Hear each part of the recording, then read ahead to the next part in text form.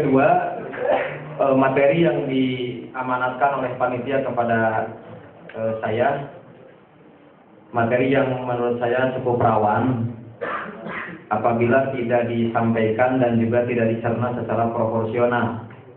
Karena itu mudah-mudahan apa yang disampaikan saya bisa berbagi tugas dengan Kang Hoer, terutama nanti untuk fakta syar'i dalam bingkai bangsa dan negara Indonesia.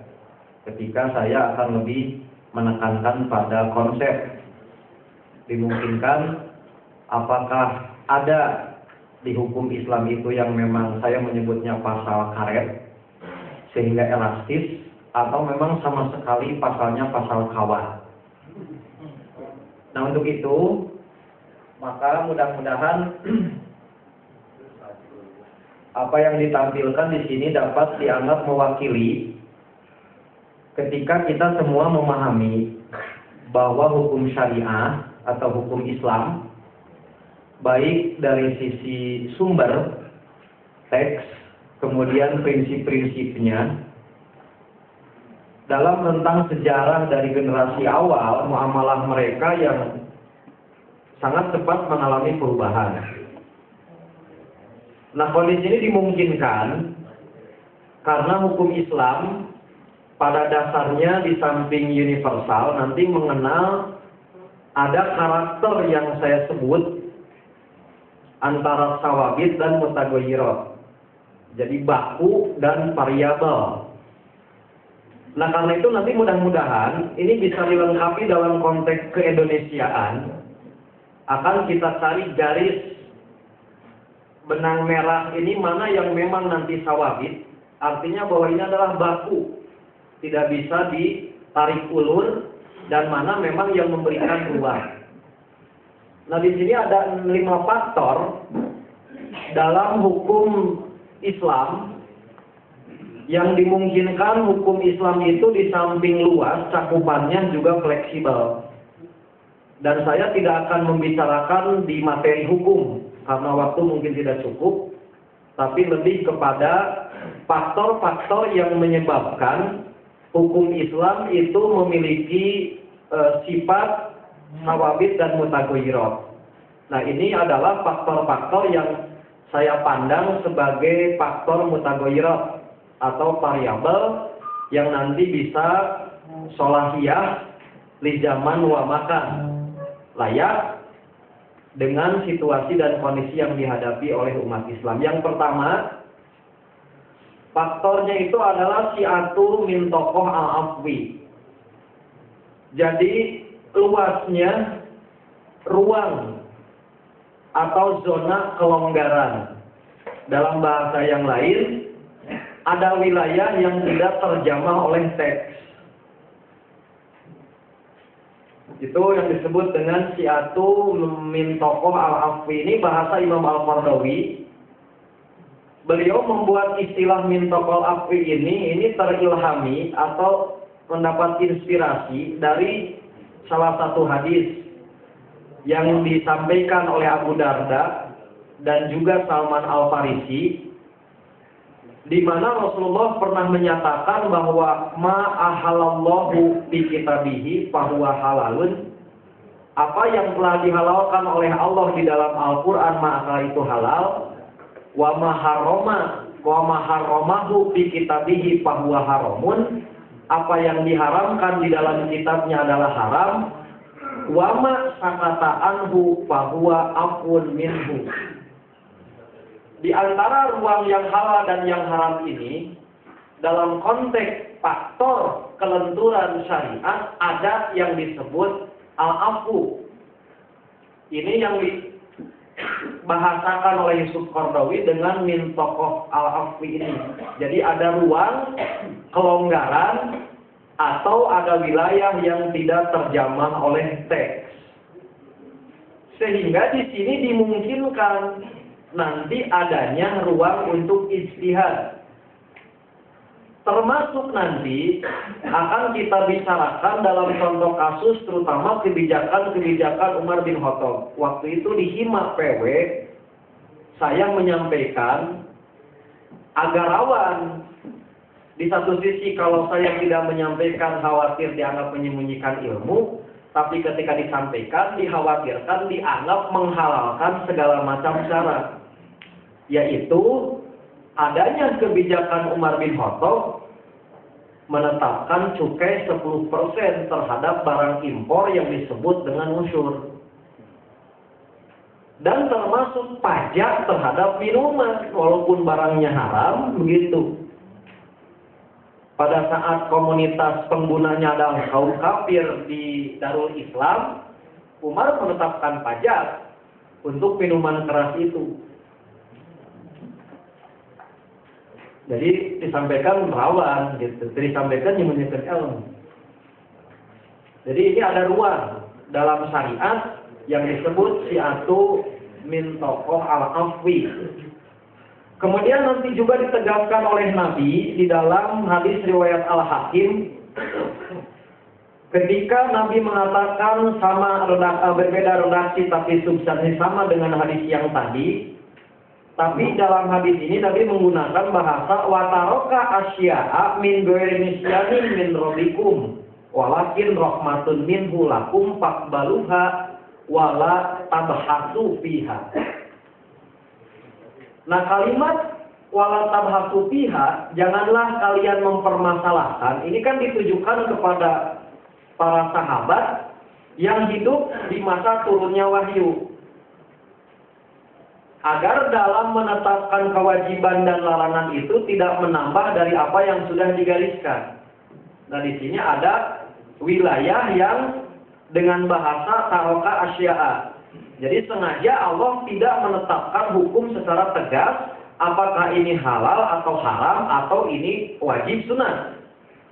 Itu ruang yang pertama.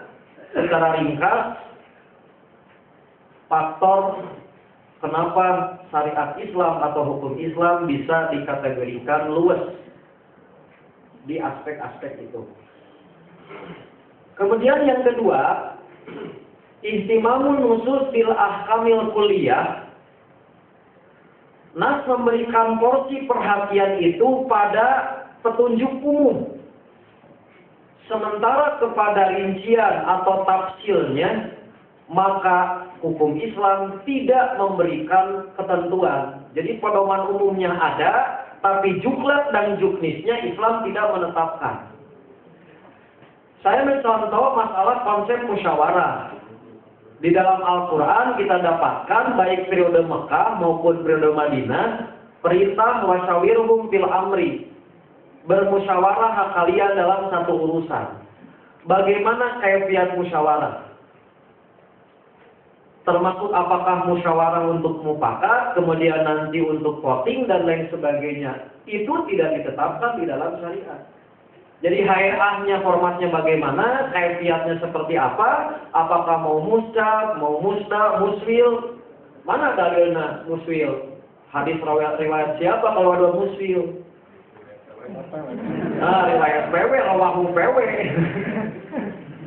Nah, ini syariat Islam memberikan perhatian terhadap petunjuk umum, pedoman umumnya, tapi bagaimana setting formatnya itu syariat menyerahkan.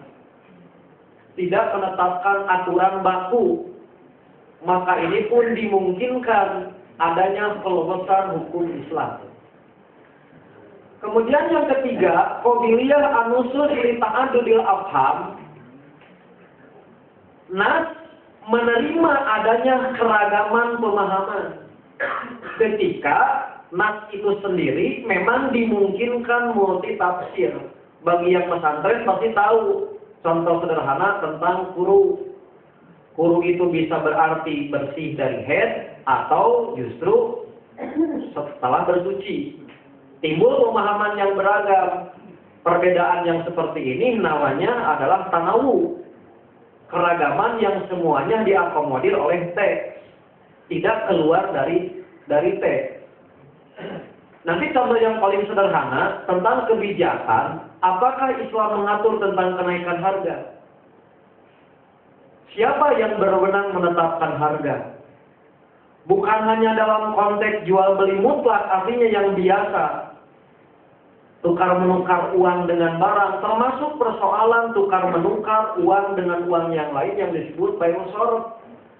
Itu yang menetapkan $1 9.600 siapa? Mana dalilnya? Terus 8.600. Nah, kejadian ini kan pernah terjadi di zaman Nabi. Dalam hadis Bukhari dinyatakan gola syi'ru, karena harga telah melambung tinggi, lalu tiba-tiba para pembeli itu merasa keberatan karena terjadi inflasi. Maka para sahabat sebagai konsumen minta untuk Nabi melakukan intervensi terhadap harga pasar. Sahur Nabi, innallaha huwal qabid. Allah lah yang menggenggam harga. Allah lah yang musair menaikkan. Ar-Razzaq, Allah lah yang menetapkan rizki.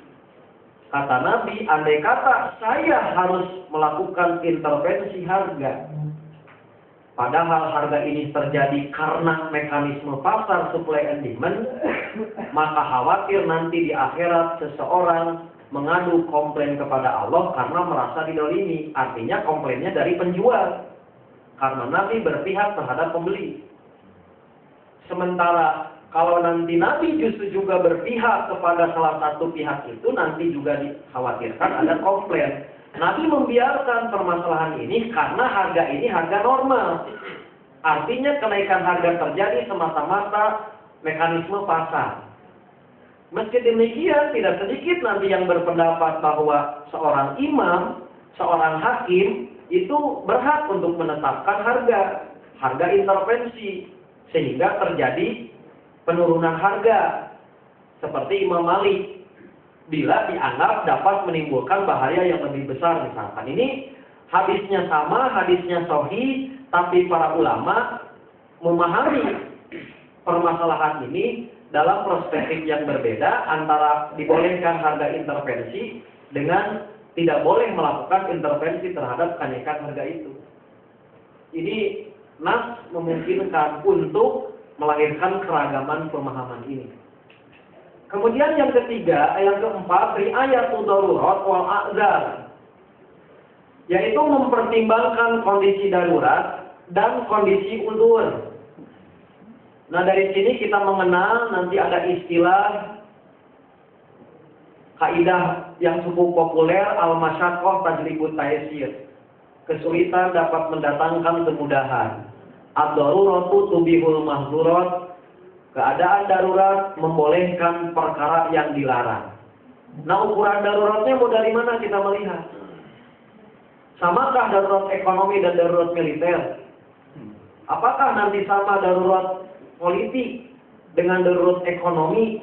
Nah, di sini dibutuhkan fakta syar'i. Enggak bisa kita hanya mengatakan ini darurat seksaha orang Tasik. Padahal bagi orang Garut tidak darurat. Jadi ukuran daruratnya bukan semata-mata asumsi, tapi harus faktual, harus terukur, bukan hitungan di atas kertas. Di sini dibutuhkan fakta syar'i untuk menetapkan bahwa ini darurat, termasuk wacana di Persis darurat permanen. Ketika ya darurat permanen gitu, ketika kasus presiden perempuan kan waktu itu kan minimal kan 5 tahun daruratnya kan, banyak ya daruratnya 5 tahun. Padahal dimungkinkan kalau fakta syar'inya seperti itu. Nah, ini kan bukan berarti menghalalkan yang haram kan? Tapi ada ruang di sana untuk diberikan kelonggaran-kelonggaran.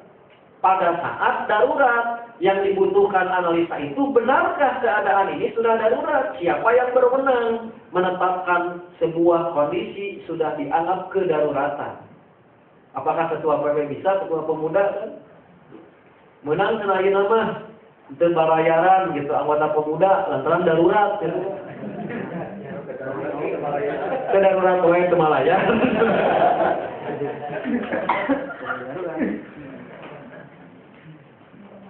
Nah, kemudian nanti juga selain kondisi darurat, ada udzur yang nama halatul ikrah, kondisi keterpaksaan. Seperti Nabi ketika mengepung Bani Nadir, Nabi harus melakukan penghancuran mohon lumbung padi mereka, dihancurkan tanaman kurmanya sampai dibakar, Pada dasarnya kan itu tidak boleh merusak gitu. Tapi kalau itu tidak dilakukan, memberikan suplai kekuatan kepada musuh untuk mengalahkan Islam, maka lumbung padinya yang dihancurkan oleh Nabi sehingga kekuatannya diperlemah.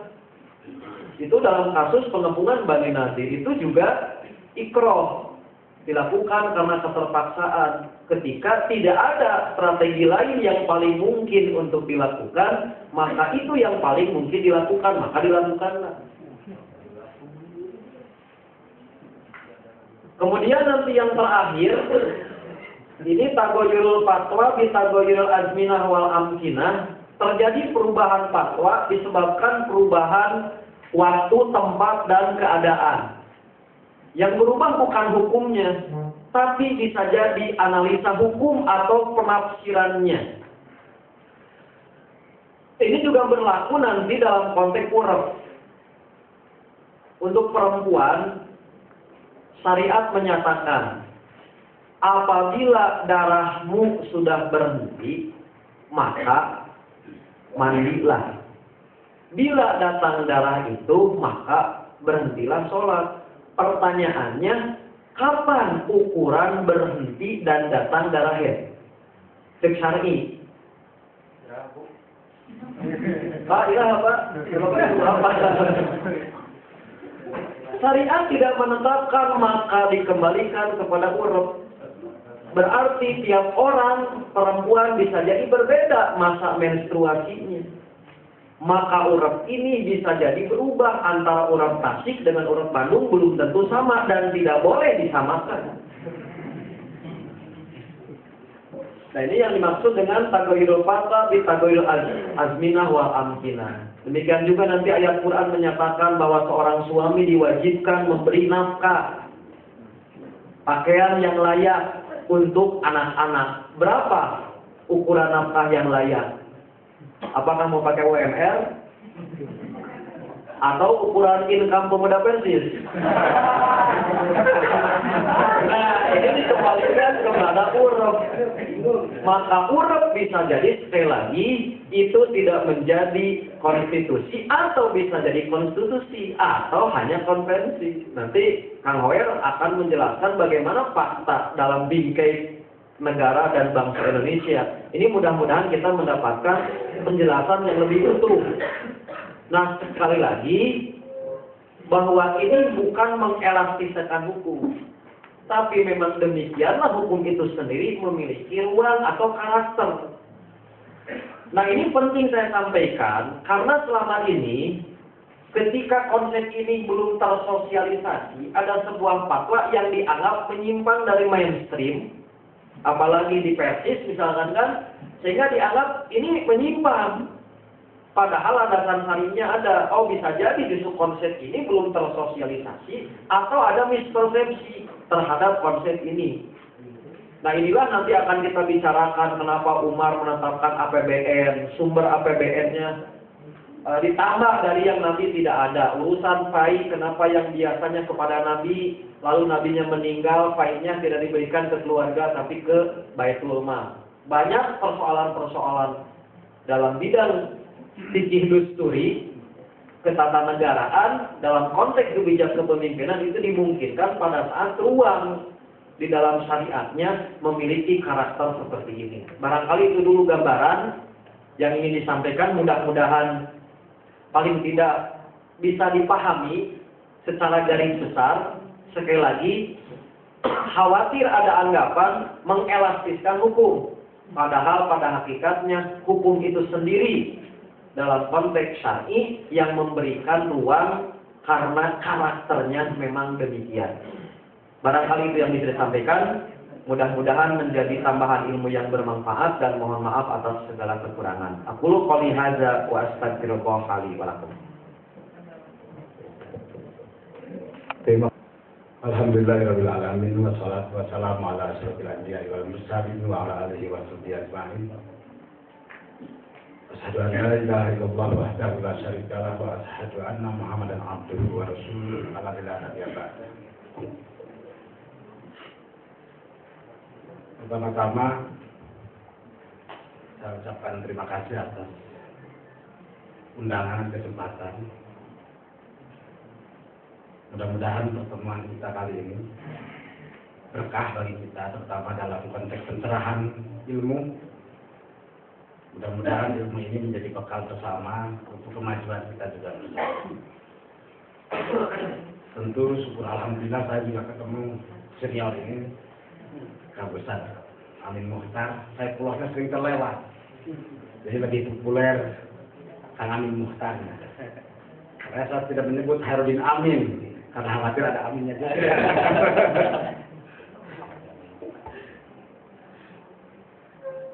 Barangkali materi ini adalah materi yang sensitif sebetulnya, dan hampir banyak menjebak orang pada sekuliaritas berpikir, sehingga orang sering disebut inilah liberal.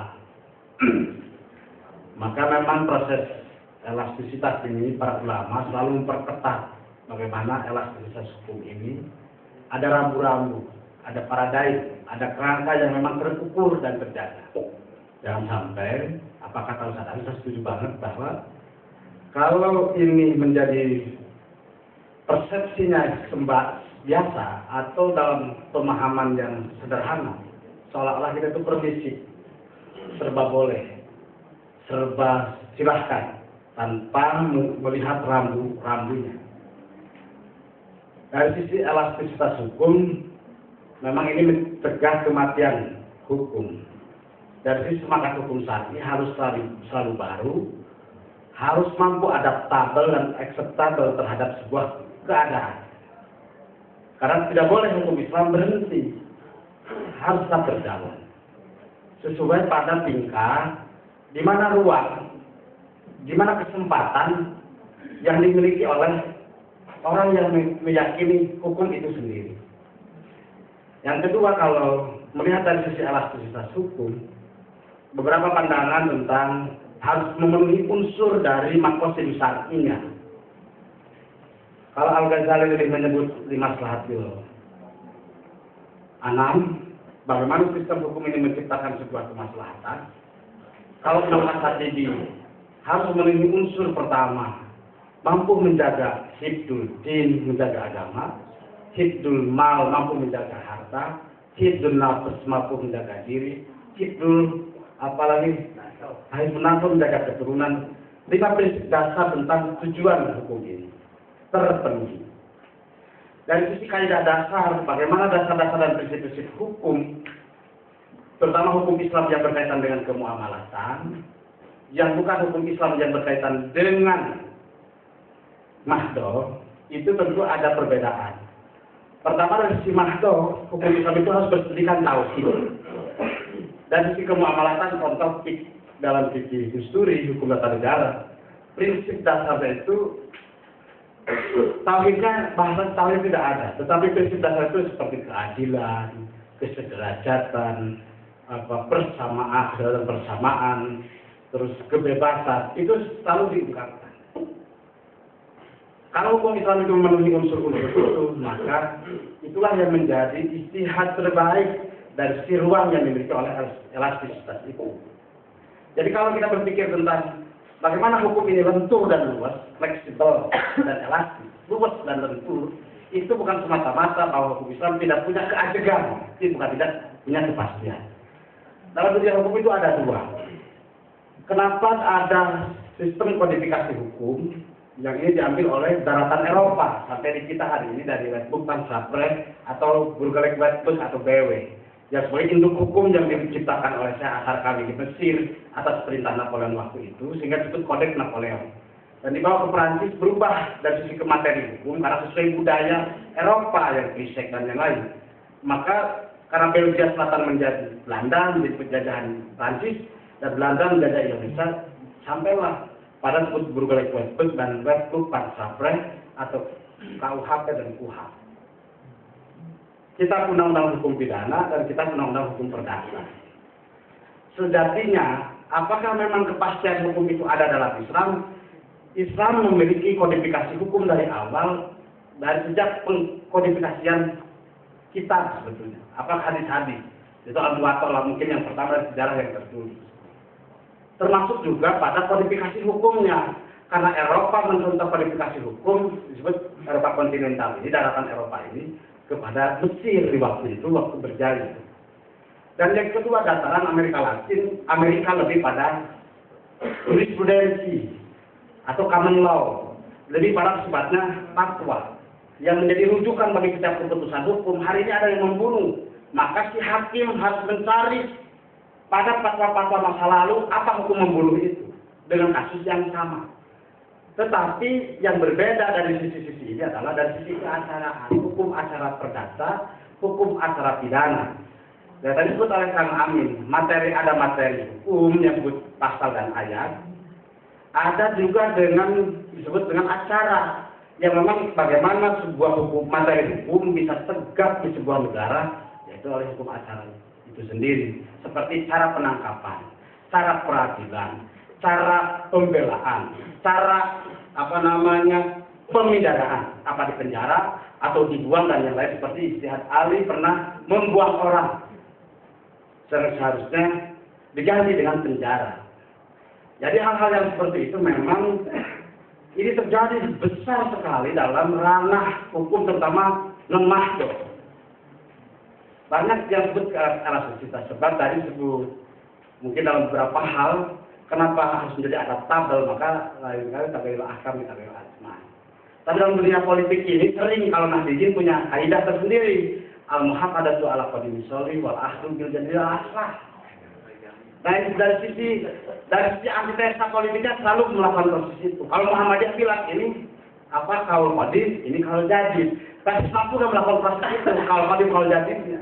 Nah, kita selalu berat pada posisi umat Ustaz Usman, umat Ustaz Aceh, kita berat menghadapi Al-Hidayah.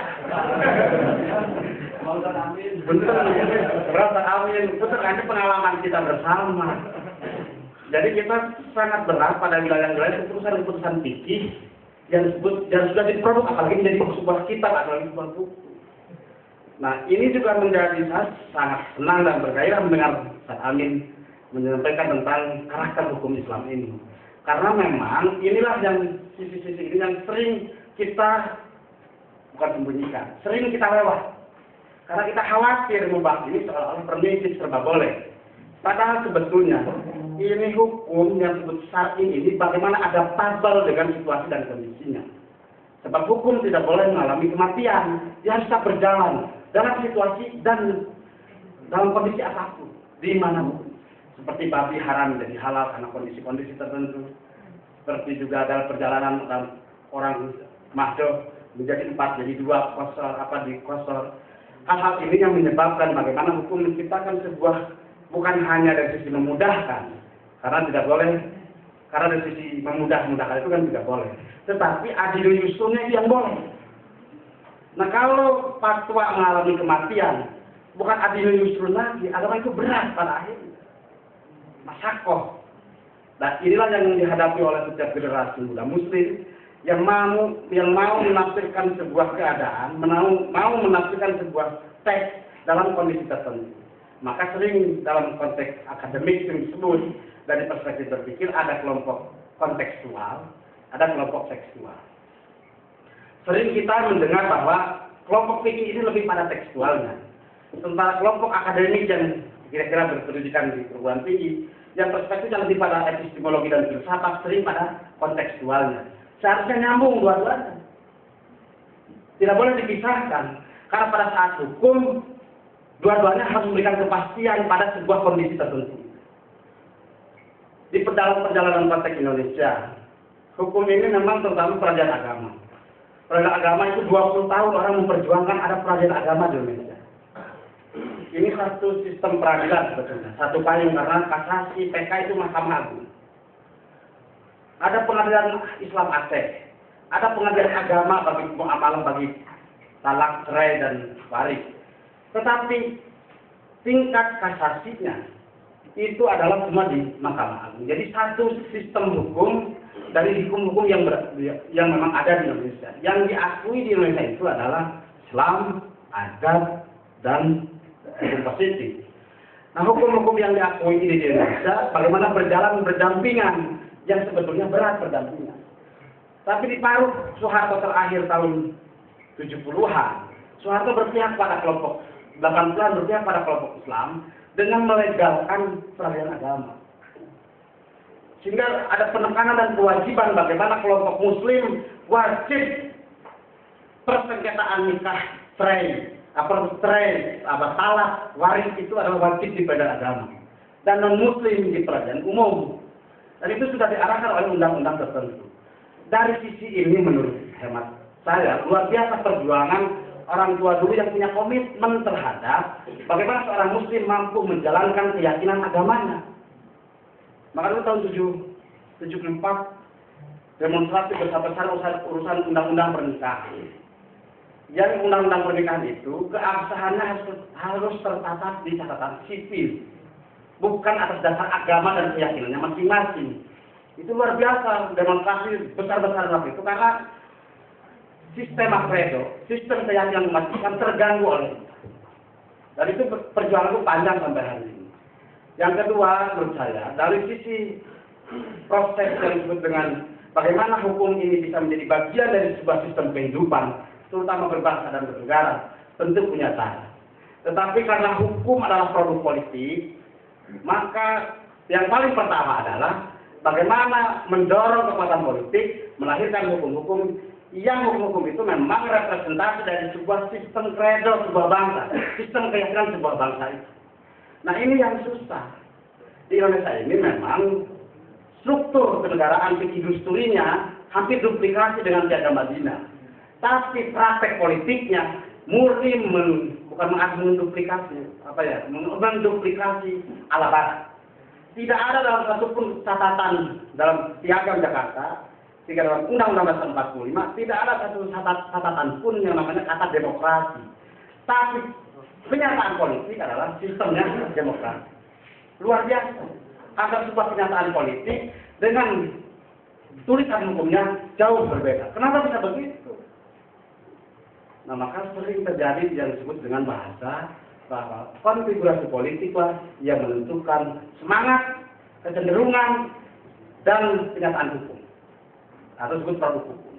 Nah, dari situ memang hukum itu berkaitan dengan partai politik. Karena memang ini sudah dari sananya juga diakui oleh umat Islam, diakui oleh syar'i. Maka kalau kita pernah bacaan dulu di Mu'alimin dalam buku kitab Abu Habhalah tentang hukuk ibad, mana hak Allah, mana hak hamba. Sehingga ada persesuaian. Jika hak Allah dan hak hamba bertemu dan hak Allah lebih besar, maka menjadi hukum publik. Jika hak Allah dan hak hamba bertemu dan hak hamba jauh lebih besar, maka jadi hukum privat, hukum perdata. Dari sisi hak-hak dasar inilah yang menjadikan Umar bin Khattab melakukan sebuah ijtihad pajak miras tadi. Apakah karena itu pajak miras diambil menjadi anggaran negara, menjadi haram di Baitul Mal? Di Baitul Mal itu sudah menjadi hukumullah, bukan lagi hukum ibad. Yang punya kewenangan itu ada proses perwalian dan proses al-wali itu. Maka terjadilah perintah Allah itu dititipkan pada kekuasaan untuk mengatur, untuk mendesain, sehingga terjadilah kata Ruskopon itu tool of social engineering. Hukum dibuat itu adalah untuk menciptakan sebuah kehidupan, men-setting kehidupan sosial yang lebih baik. Terima kasih. Assalamualaikum warahmatullahi wabarakatuh. Begini, saya melihat di depan kita ini ada dua orang yang sangat luar biasa. Kenapa saya katakan seperti itu? Karena kita lihat Ustadz Amin Mukhtar, seorang ahli fikih Islam klasik, dan Ustadz Khairuddin Amin yang beliau itu notabene adalah ahli hukum tata negara kontemporer. Ini sangat hebat sekali saya kira. Cuma di kita itu memang terkadang ada kelebihan dan kekurangan. Nah inilah kita harus saling melengkapi begitu. Yang saya maksudkan adalah dengan basic keilmuan fikih Islam klasik yang dimiliki oleh Ustadz Amin, ini cenderung nanti kegagalannya adalah di wilayah eksekusi. Terkadang kita tahu tentang kitab Barozi dan lain sebagainya, tapi ketika dieksekusi menjadi sebuah kanun, taknin yang akhirnya menjadi sebuah hukum positif, nah itu kegagalan kita, kelemahan kita. Nah disinilah kita membutuhkan ahli-ahli undang-undang hukum tata negara. Saya kira apabila ini dipadukan, dari Ustaz Amin ini bikin konsep tentang hukum Islamnya seperti apa, dan ditakin oleh Ustaz Amin Mukhtar, wah kita jadi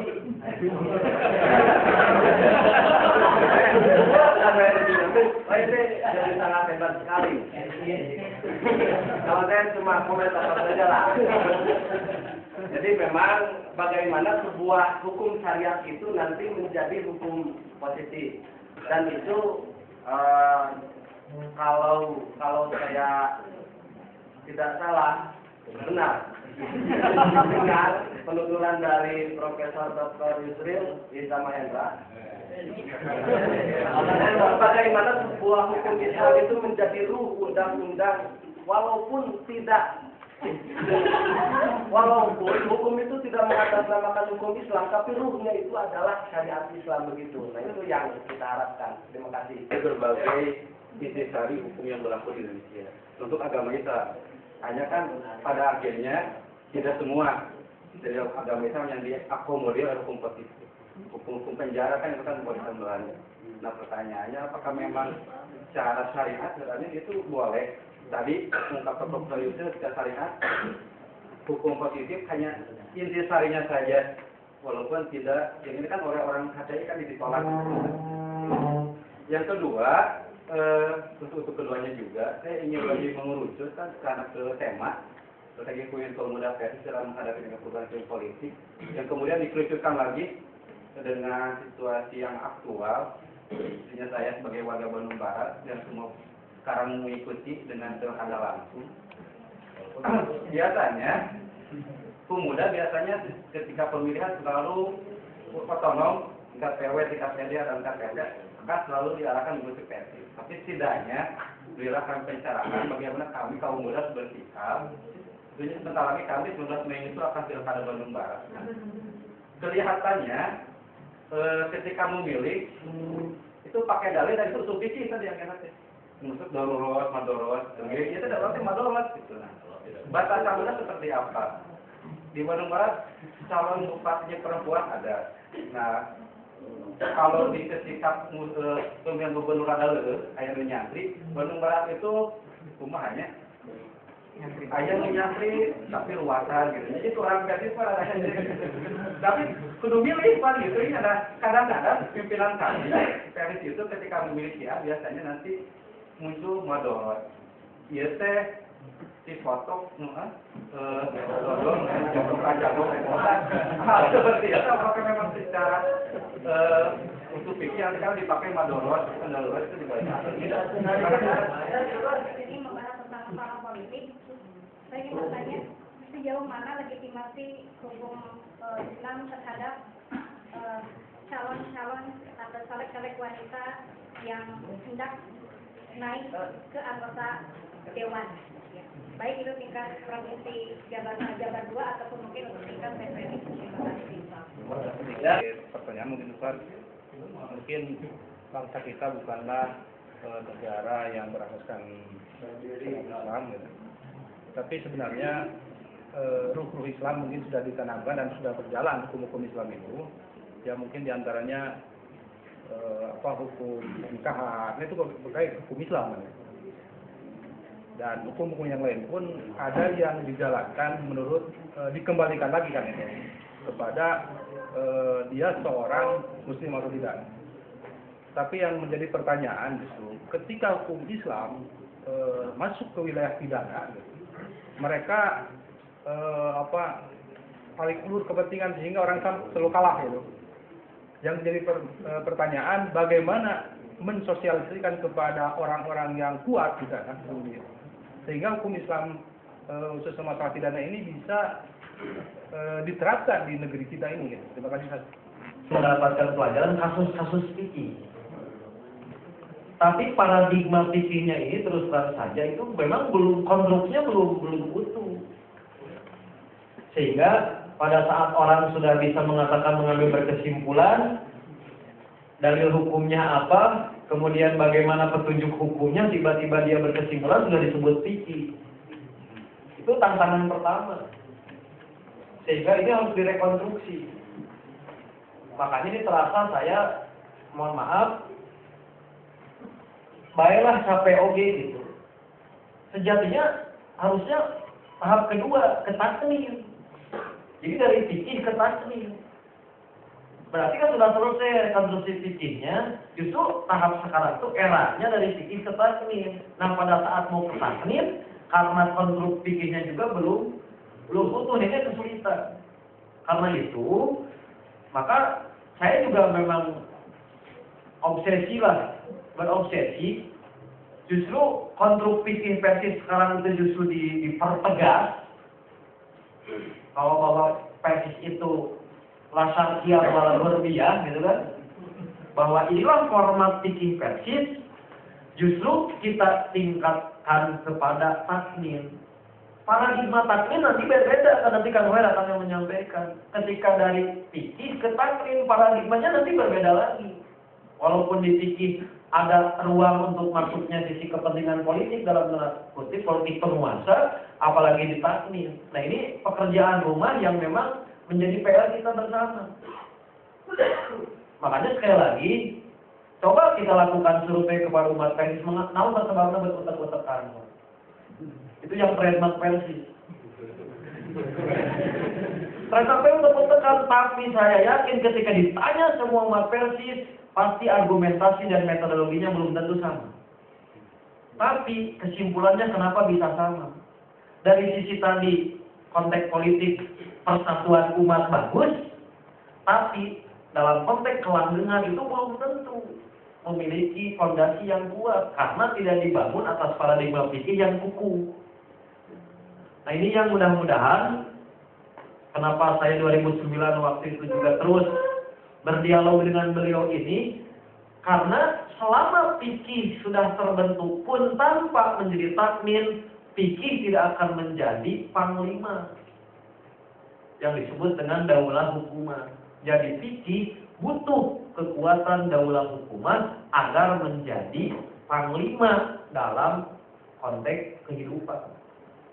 Itu terima kasih komentatornya. Nanti mudah-mudahan kamu juga bisa masukan atas paradigma di takminnya. Itu yang pertama. Kemudian yang kedua, ini terkait dengan masalah adopsi sistem.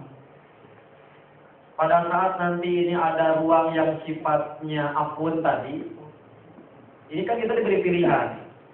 Apakah kita akan membuat sendiri inovasi murni umat Islam, atau kita adopsi dan modifikasi dari sistem orang yang tidak bertentangan dengan syariat. Dan ini sudah dilakukan oleh Nabi. Contoh kasusnya, bahwa bagaimana sih yang namanya perang, sistem pertahanan perang. Islam kan hanya mengajarkan di Quran, maka siapkanlah mastata'tum. Bagaimana mempersiapkan sebuah pasukan pada saat berhadapan dengan musuh agar memiliki kekuatan menurut kemampuan. Prakteknya di perang Khandaq, Nabi menggunakan sistem pertahanan Persia yang namanya perang Farid atau Khandaq. Itu bukan Islam. Itu Persia. Persia itu apa? Majusi. Jadi sistem pertahanan Farid ini adopsi dari Persia yang agamanya Majusi. Nah jadi pada saat ruangnya ada zona kelonggaran, maka dibolehkan apakah ini mau dibuat sendiri oleh kita umat Islam inovasi, kreasi, atau justru adopsi modifikasi dari sistem lain selama tidak bertentangan. Ini lagi ada kesempatan. Saya seminar ekonomi Islam di PD Majalengka. Ada nggak di sini program PD Majalengka? Saya waktu itu nanya, konteks Persis nih waktu itu. Ketika kita berbicara ekonomi, mau ekonomi yang mana? Ekonomi itu ada dua. Ada ilmu iktisodi, ada nizam iktisodi. Kalau nizam iktisodi berarti ini blueprintnya blueprint Islam. Berbicara masalah norma. Termasuk bagaimana skim transaksi tidak boleh menggunakan yang lain. Inilah blueprintnya Islam. Sementara kalau ilmu iktisodi, bahasa kita, ekonomi positif, kalau tadi ekonomi normatif gitu kan. Itu boleh adopsi dari manapun, hanya satu syaratnya selama tidak bertentangan. Apakah sistem DP Islami atau tidak, kemudian nanti sistem perbankan, masalah koperasi. Nah kita gaman. Kami dom iktisadi henteu gitu kan. Ilmu iktisadi tinggalin wae. Itu ada kegamanan. Nah dikhawatirkan justru karena paradigma pikir yang belum terbangun, juga masalah takmin juga kita ketinggalan, sehingga disebut bahwa persis makan ke orang luar disebut nanti universitas fikih kan. Justru dalam posisi yang identitas fikihnya justru sedang tidak jelas. Makanya rentan. Dan seharusnya nggak boleh ada pertanyaan, nggak pada pemilu kan, harus seharusnya kan tidak boleh. Kenapa? Paling tidak yang sawabitnya harus sudah ada kan. Sawabitnya sudah ada secara nasional, nanti mutagoyirotnya diserahkan kepada ahlul hal wal aqdi, misalkan PC. Kalau tingkat kota dan kabupaten atau kepada PD, makanya saya menyarankan kepada PW coba dibentuk ahlul hal wal aqdi, karena urusan ilmu urusan ahlul ikhtiar yang berbicara, bukan umat lieureun umat menunggu instruksi samina dan atona kan gitu. Seharusnya tidak boleh terjadi gitu. Nah ini yang kelihatan ada kegamanan di kita dalam konteks sistem yang syariat memberikan ruang, oleh persis mau diberi ceknya ini seperti apa isinya itu. Nah sampai hari ini belum, apalagi berbicara masalah takmin. Saya dengan kawan-kawan sudah membuat KUHP Islam, pasal demi pasal, jadi merangkum Quran hadis. Tapi terus itu di mana tuh? Kan nggak bisa jadi sesuatu kan? Disinilah butuh sayap yang lain untuk membunyikan. Jadi perdata pidana sudah buat, pokoknya mah mual ayat lepas tina Quran hadis. Kan kalau ningali Quran surat sabara hadis rewah usaha. Eta bedana kan gitu. Sementara itu dulu yang bisa disampaikan, barangkali nanti ada porsi Kang Hoya yang bisa memperjelas apa yang sudah tadi disampaikan. Terima kasih.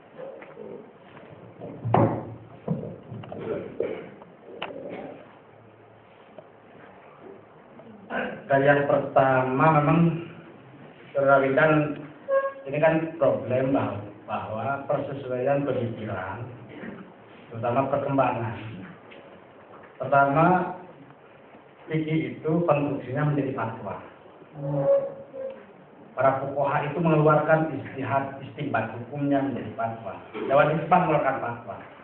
Tetapi fatwa itu hanya mengikat bagi sekelompok orang yang mengikatkan diri pada jamaah itu.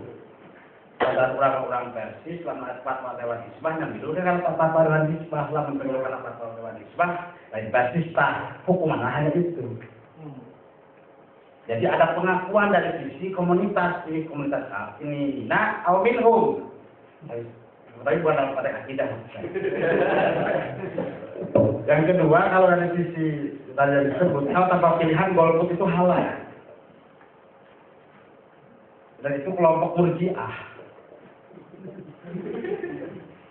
Jadi yang tidak bersikap, tidak berperan, tapi mengambil diri, kami tanpa pilihan. Itu halal dan sah menurut Islam.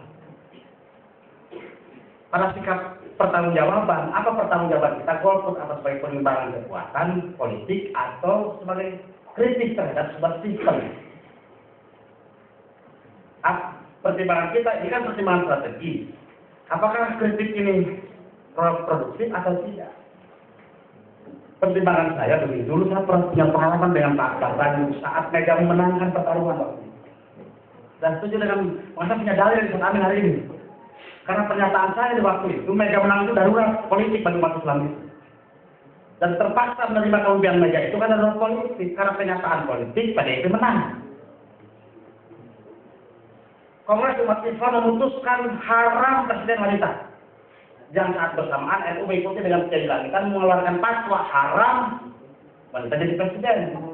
Saat waktu itu yang maju Hasyim Mujahid sebelum Hasyim Mujahid. Tetapi karena memang persoalannya kenyataan politik yang dihadapi, siapa? Kalau kita menolak Megawati sebagai presiden dan kita masih terikat sebagai warga bangsa, Kalau kita melakukan sebuah perlawanan kepemimpinan politik dan akhirnya kita berhadapan hand to hand dan soal tingkat senjata, maka kita berhadapan dengan resiko besar kan itu darurat itu. Tadi Bang Akbar, bagi umat Islam menerima Megawati dengan konteks kaidahnya ada darurat itu bingung Madura. Tidak dapat kita saat kalau umat Islam faktor politiknya kalah. Jadi perpolitikan yang memang sebenarnya demokrasi. Yang kedua, kalau saya melihat dari sisi Bandung Barat, KBB hari ini memang dari sisi proyeksi bahwa ideal umat Islam itu ada. Ya, kalau yang haramnya hilang, yang musyriknya hilang, yang merupakan hilang, yang bid'ah. Mana yang bid'ah yang mungkin lebih low. Tapi maksud saya, politik itu bukan makhluk. Tapi melihat dari sikap personifikasi orangnya yang mampu melakukan proses perubahan penciptaan terhadap sebuah kesejahteraan. Pilihan itu yang paling mungkin, tetapi saya sekali lagi sering tidak dalam konteks itu untuk pilihan politik itu. Tetapi orang ini adalah persesuaian yang kita ada atau tidak ada. Jadi lebih banyak pada sisi hubungan rasionalnya. Hubungan rasional politik itu adalah sama-sama menguntungkan mutual symbiosis. Nah, kalaupun bahwa golput itu halal, tapi dipertimbangkan apakah produktif atau tidak. Dan jika pada pilihan seseorang ada pantau memilih A dengan segala pertimbangan dan keputusan, menurut saya itu tidak sah. Jadi kalaupun hitungannya serba sulit memilih, golput pun tidak ada masalah. Karena dalam konteks hukum tata negara Islam itu diperbolehkan.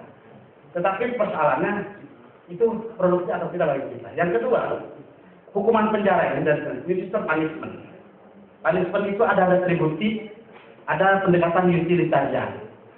Retributif itu adalah denda. Utilitarian itu proses mendidik orang yang melakukan sebagai dader, sebagai pelaku kejahatan.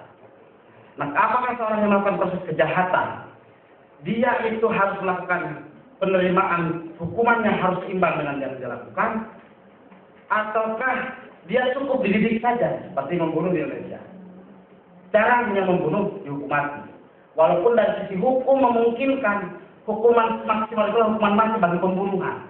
Pembunuhan yang direncanakan, yang menyebabkan kehilangan nyawa orang, maka hukuman maksimum itu adalah dibunuh. Ada hukum mati. Nah, pendekatan hukuman dua teori hukum itu, pertama retributif balas dendam, yang kedua mendidik. Nah, posisi hukum Islam, pidana Islam, punishment-nya di posisi mana?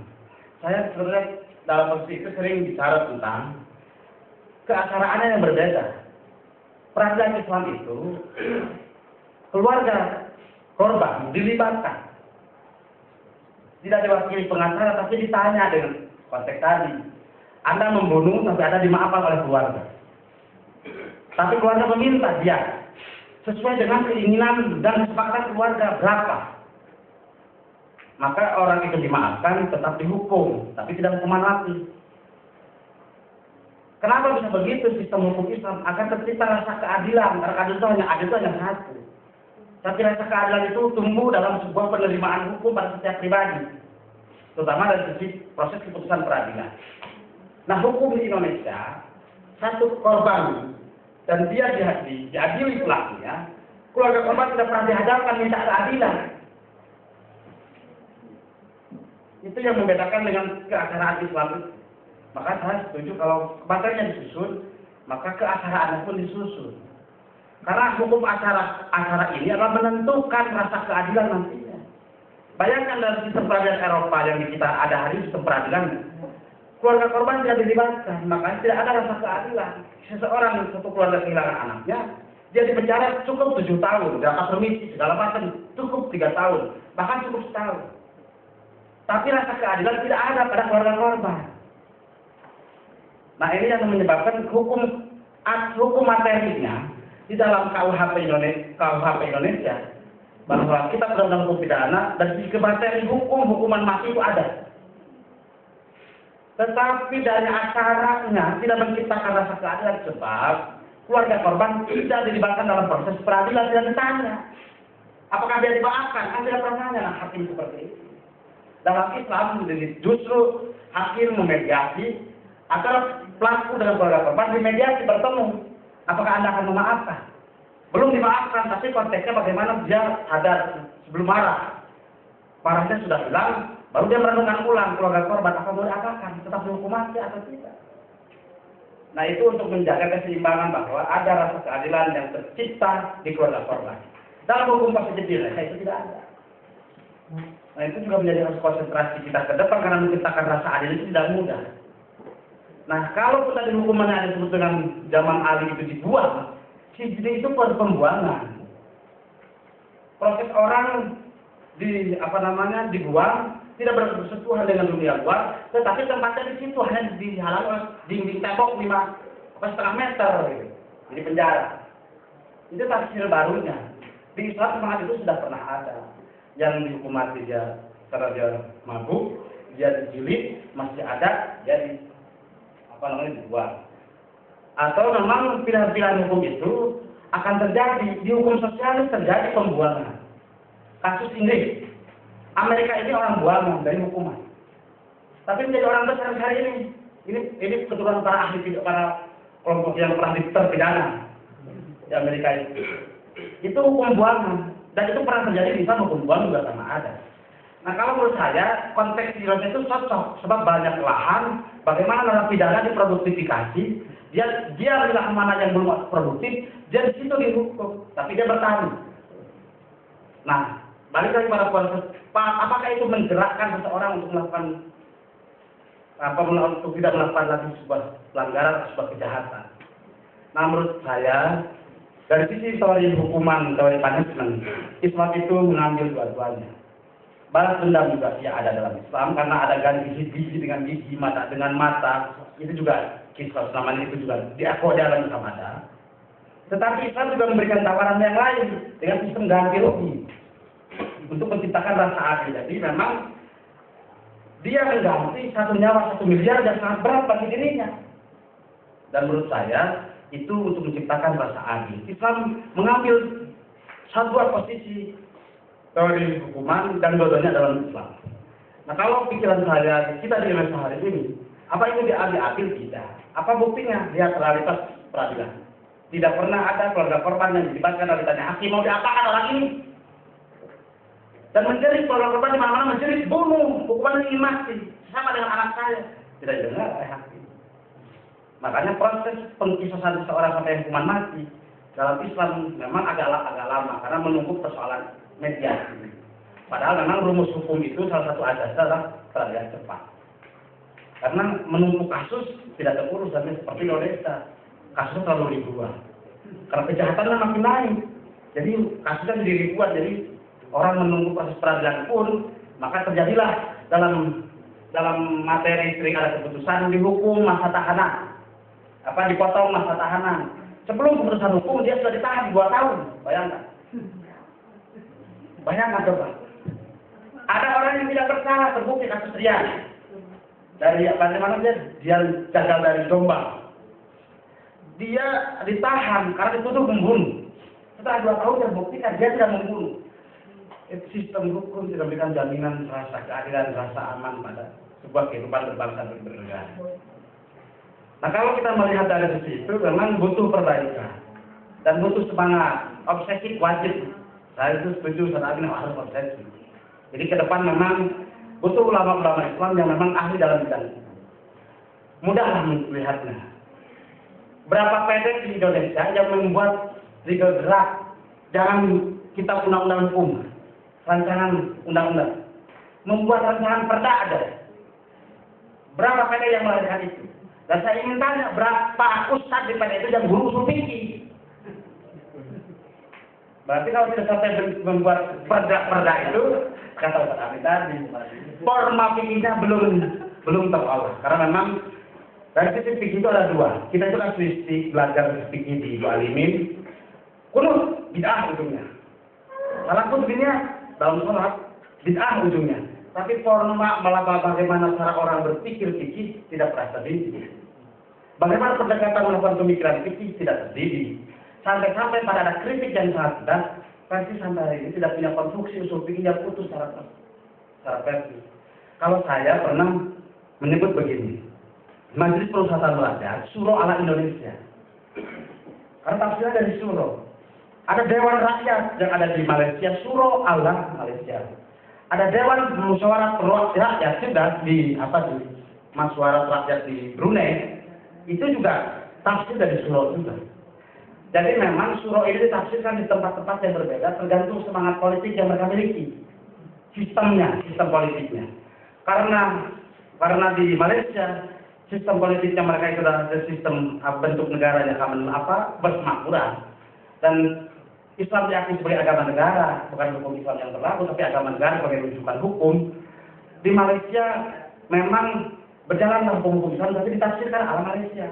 Saya setuju tadi kata Ustaz Amin. Apa kita akan merekonstruksi fikih Islam ala Indonesia? Karena tidak bisa dimungkiri. Karena kita terbatasi oleh keadaan dan tempat hukum itu. Keputusan hukum itu tidak bisa mengingkari ruang dan waktu. Karena keputusan hukum itu merespon, mengadaptasi setiap perkembangan ruang dan waktu yang ada. Nah, kalau orang merem matanya, memutuskan hukum sambil tidak tahu realitas, bagaimana hukum bisa berpijak di bumi? Ya di langit hukum itu muter terus di langit. Nah, kenapa orang itu melihat realitas, baru direspon. Misalnya ada rujukan-rujukan nas, arti segala macam. Artinya membuat ada ijtihad, ada istinbat hukum, dia sebuah keputusan fatwa. Salah satunya tadi pertanyaan. Bagaimana wanita boleh jadi dewan? Kata Yusuf Qaradawi boleh. Kata Yusuf Qaradawi. Tapi saya secara pribadi representasi semangat bahwa ada keadilan bagi perempuan itu harus ada. Karena memang ada sebuah segmentasi wilayah kewanitaan, wilayah wanita yang tidak terpahami, tidak dirasakan oleh kaum pria. Terutama dari sisi bagaimana beban dia dari sisi luar biasa produktifnya yang semangat ini. Ada KDRT segala itu luar biasa, undang-undang KDRT itu. Walaupun banyak suami yang masuk penjara gara-gara istrinya. Dilaporkan. Tapi resiko juga berat sekali. Orang yang mendidik sekolah hanya dengan cukup tempelengan sedikit dan agak ada demar sedikit, tidak dimaafkan, gurunya masuk penjara juga. Ini semangat hukum yang memang kita ini mengadopsi semangat Amerika 100%. Bukan mengadaptasi. Nah, adopsi ini yang menyebabkan kita disorientasi hukum sebetulnya di Indonesia itu. Bagaimana produksi hukum, produk-produk hukum yang begitu tinggi dan banyak tapi tidak produktif membangun sebuah kesejahteraan. Karena semangat hukum diambil dari sana. Contoh, gratifikasi hukum, gratifikasi dari undang-undang korupsi.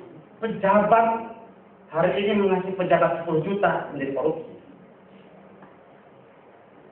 Seorang anggota dewan karena penyelenggara pemerintahan, dia mendapatkan fee dari sebuah proyek yang anggarannya triliunan. Mereka dapatlah 100 juta, dia juga dipenjara. Karena itu adalah gratifikasi yang tidak besar sampai 1 juta. Bayangkan hukum yang diadopsi dari sananya di Amerika itu, setiap anggota baik senat di Kongres, mereka punya wilayah pertanggungjawaban hukum diberi ruang. Siapapun yang mengurus undang-undangnya seperti itu dengan persesuaian pengusaha, dia mendapatkan sukses fee di 3%. Di kita orang kasus dulu kehutanan yang nilainya fantastis 1, berapa triliun, orang hanya dapat 500 juta masuk penjara. Sebaliknya sebagai anggota dewan yang dihimpun oleh para pendukung diminta uang di mana-mana, maka tidak ada satupun politisi Indonesia tanpa korupsi. Dan hampir tidak ada seluruh DKI di Indonesia juga yang tanpa korupsi. Hanya volumenya yang berbeda. Karena kesempatan kejahatan juga yang berbeda. Ini kan budaya. Karena kita begitu ideal pada sebuah perspektif hukum. Saya ingin menyebut begini. Bagaimana di Islam ini hadiah dilegalkan? Di Islam itu hadiah dilegalkan. Rasul itu menerima hadiah, tapi tidak menerima sah. Dan yang 10 juta itu hadiah bagi seorang pejabat. Dan itu menjadi korupsi. Jadi, saya salah dari beberapa sisi, itu tidak pada semangat hukum Islam. Tapi adopsi dari sana. Dan hukum itu berperspektif mengatur malaikat yang tanpa salah. Nah, ini yang sistemnya buruk dari sistem pemilunya. Akhirnya juga tuntutan juga luar biasa buruk. Dan ruang perilaku politiknya juga, tidak politik juga buruk. Ini terjadi, kenapa? Karena Indonesia mengalami orientasi politik yang salah. Dia tidak punya jati diri membangun struktur hukum dan semangat nilai bangsanya. Yang saya yakin nilai bangsa ini salah satu adalah Islam. Karena Islam the living law. Struktur hukum yang hidup di Indonesia sejak zaman Belanda sampai hari ini. Sejak Islam masuk di Indonesia. Saya ingat tadi bahasa daulatnya, Amin. Di Indonesia itu pernah tumbuh kerajaan Demak dengan 3 pilarnya. Apa? Daulah Tuhan, daulat hukum, dan daulat rakyat. 3 pilar kedaulatan yang dibangun di Demak. Yang menjadikan Demak, nanti Mataram, dan yang menjadi Mataram, Portugis menjadi ketakutan karena begitu bergengsinya orang Jawa di saat itu. Karena Demak mampu merumuskan 3 pilar dari sisi keislaman itu. Maka saya ingin menyebut sampai Indonesia merdeka pun terjadi di BPUPKI perumusan konstitusi negara atau sebut Piagam Jakarta hampir tidak bisa lepas satu kata pun dari kalimat Islam. Kata kalimat rakyat itu sendiri. Mana yang bukan kalimat Islamnya di Undang-Undang Dasar 45? Karena rakyat itu rakyat. Dan kata rakyat itu dipakai di Malaysia, di Brunei. Asia menggunakan kata rakyat. Eropa, people, populi, pokde, suara Tuhan, Jerman. Jadi tidak ada rujukan bahasa rakyat dari Eropa, Muslim, dari Islam. Tapi kenapa kita merasa asing dari bahasa kita sendiri, undang-undang itu? Ini kan yang jadi aneh. Nah, kenyataan menurut saya, kita ini punya beban politik yang luar biasa, pertempuran Masyumi dan TNI, Soekarno dan Manasir, sehingga kita hari ini menerima beban secara politik, dendam pada nasionalisme. Dan hampir-hampir kita itu pernah membenci negara itu bukan negara saya. Dan kita pernah berpikir, ini bukan negeri saya. Haram upacara, haram PNS, pernah terjadi dalam proses pengembangan dari dulu. Kenapa bisa begitu? Kita itu dipotong di perjalanan dari semangat jati diri kita, dari kehidupan kebangsaan. Apa yang kenyataan bingkai kebangsaan yang disebut konstitusi, yang disebut Fikih Dusturi itu? Lihat di Undang-Undang Dasar 45 dan cek oleh kita bersama-sama mana kalimat yang keluar dari bahasa Islam. Dan itu yang menjadikan kita juga, inilah beban politik yang sangat besar, diterima oleh kita hari ini. Akhirnya kita jadi karena beban itu, kita berat melakukan proses tafsir politik baru di zaman perubahan ini. Dan saya menghipotesiskan begini, kita ini basis terutama, di saat perubahan politik dan begitu terbuka, kita digagal. Dan saya berani menyatakan, PSIS gagal mengambil kesempatan dalam peluang politik yang terbuka ini. Dengan modal sosial yang sangat signifikan. Kenapa bisa begitu? Karena orientasi politik kita tafsir, saya bilang dari Dr. Amin. Nah, tafsir dalam nubuat dalam konteks Indonesia seperti apa? Untuk menjadi panduan jamiah. Nah, tidak ada lagi pertanyaan yang tadi. Tidak ada lagi pertanyaan wanita kalau jadi dewa. Kalau tafsir ala khilafah nubuah itu ada. Jadi susah orang menerima.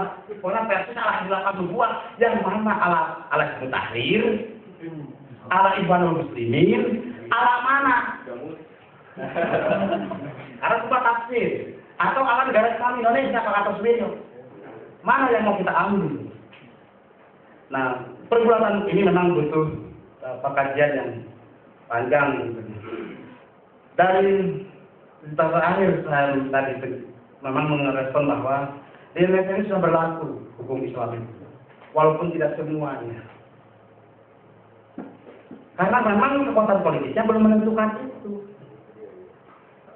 Di hukum kepidanaan, materi kepidanaan, mana hukum pidana yang berbeda dengan Islam? Perzinahan. Tapi itu harus berangkat dari keacaraannya, sebab definisi sebuah kejahatan itu adalah acara. Apa perzinahan, apa pencurian, apa korupsi, atau dalam lain itu didefinisikan dulu kata-kata itu. Jangan sampai orang berbeda persepsi terhadap sebuah kalimat. Nah, inilah yang saya contohkan yang lebih mudah. Perzinahan menurut Eropa, persebadanan yang dilakukan suka sama suka oleh dua orang, laki-laki dan perempuan, yang salah satunya terikat oleh ikatan pernikahan, itu perzinahan. Tapi kalau tidak terikat oleh ikatan pernikahan, itu sama dengan tinggal bersama, bersenang-senang. Masa korban sama gereja, anak galau TKP, ngalantar ke bapak anak kawin, dengan lunas. Karena dia sama dengan bertahun-tahun sampai beranak, mungkin sampai bercucu sebagian. Masuk gereja, pernikahan dilegalkan, Anda sebuah anak. Karena mereka tidak terikat perkawinan oleh yang lain, jadi mereka tidak disebut perzinahan, bukan sebuah kejahatan seksual bagi orang Eropa. Bagi Muslim, bagi Islam, itu kejahatan seksual apapun alasannya, terikat atau tidak terikat, hanya dibedakannya muhson, wal muhson. Dari mana yang berbeda begitu? Definisi tentang perzinahan itu. Makanya Ustaz Amin nanti dalam sisi materi hukum, karena ada forma materi, forma keacaraan materi, pasal ayat yang tertulis sampai punishment itu, akan banyak debat dan teksnya. Apa tafsir sebuah teks yang ditampilkan oleh Ustaz Amin dan dari ulama? Teksnya akan debatkan apa ini bisa diterima atau tidak. Dan jauh yang paling utama adalah hukum itu bisa jadi tegak bila kekuasaan itu ada. Dan hukum itu akan menjadi lamunan bila kekuasaan itu tak genggam. Assalamualaikum warahmatullahi wabarakatuh.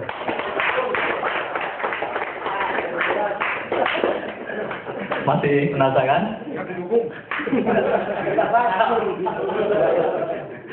Oke, kalau tidak ada, ini barangkali ada closing statement dari Ustaz Amin, silakan.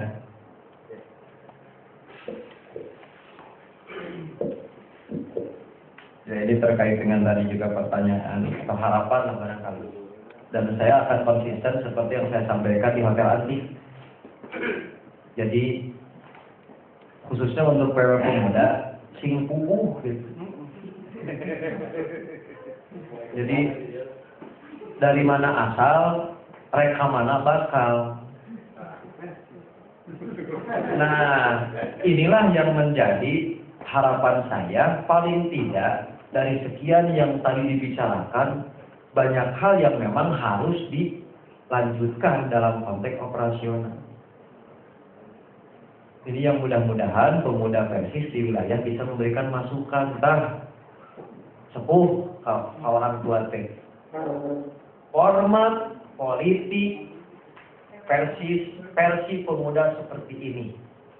Kalau sistem hukum NKRI Persi pemuda Persis Tasigasi, itu yang saya harapkan sehingga menjadi, mohon maaf saya menyebutnya jihad akbar konteks sekarang yang tidak bisa dilakukan dengan pandangan sebelah mata. Mudah-mudahan ini menjadi catatan amal soleh minimal pimpinan wilayah periode sekarang. Saya kira itu untuk harapannya.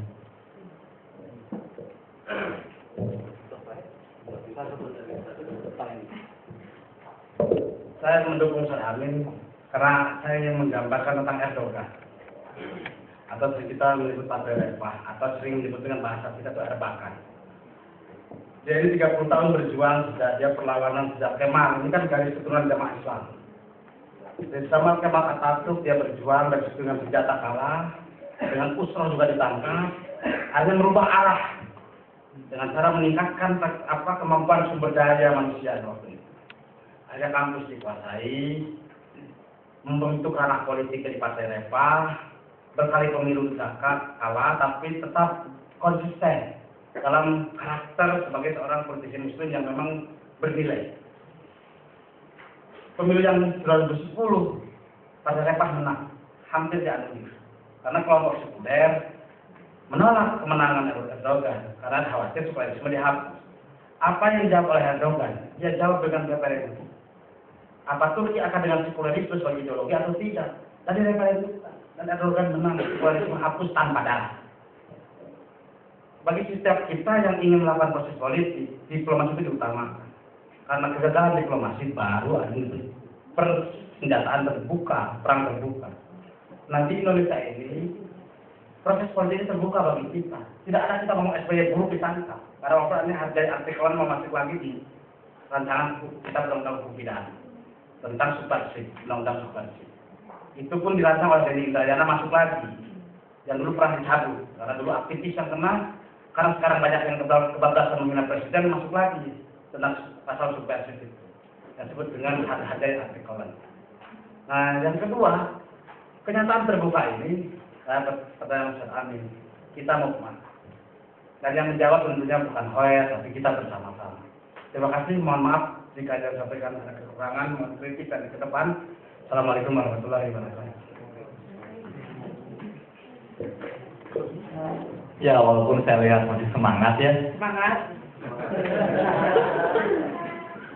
Tapi karena waktu juga untuk persiapan kita keesokan harinya, maka untuk pertemuan kali ini saya cukupkan sekian. Rabbana atina fid dunya hasanah wa qina adzaban nar. Qul qawli hadza wa assalamualaikum warahmatullahi wabarakatuh.